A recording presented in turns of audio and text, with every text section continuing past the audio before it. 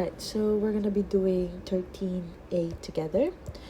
So for 13a, it's asking you to determine the domain of fx. And in definition, domain basically means, like, let's say for example, I'm a king. This is my castle. Okay, this is my castle. I am the king. And because this whole entire part of the paper, I own it. So this is my domain. This is my domain. This is when I can function properly. This is when, no matter anything happens, I can set the rules, whatever. This is my domain. And outside that, let's say for example, a citizen here. Outside that, this is not my domain. So not my domain. So whatever I do, even if I say, oh, people in this domain are not allowed to smoke. They're not allowed to smoke. Okay? But since he's outside of it, he can smoke however he wants. Because he's not bound to my rules. This part of the paper is the only part that is under my domain. By that definition, it means that we're trying to ask which part of the equation, which part of the function is able to properly work well, or, okay, Copilot asks a better question.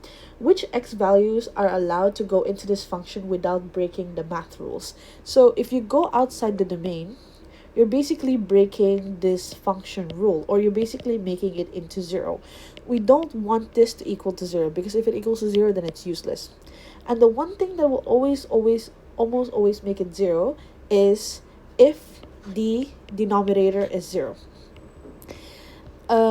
I'll give you an example. Alright, let's say for example we have 1 divided by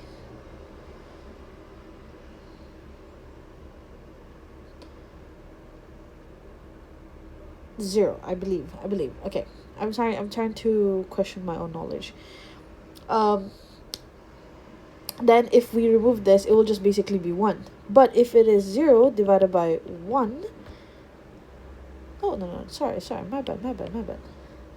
Okay, I think Copilot definitely better explains it first. Okay, denominator rule for fraction and rational function. You cannot divide by 0, so you exclude any x values that make the denominator 0.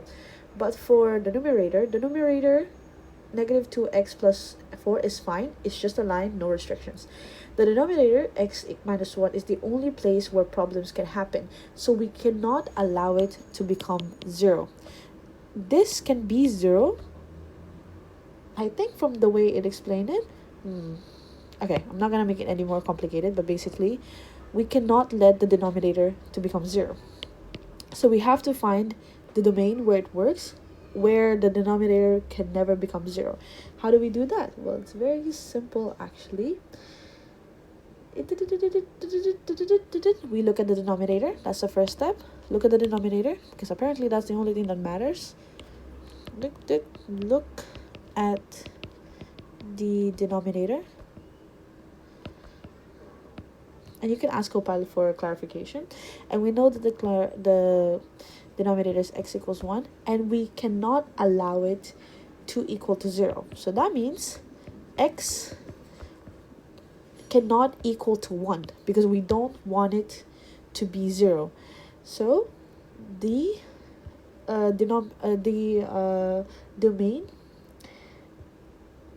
domain can be all numbers except 1, because if we put 1 in it, it'll become 0. So we can write it down in the examination as domain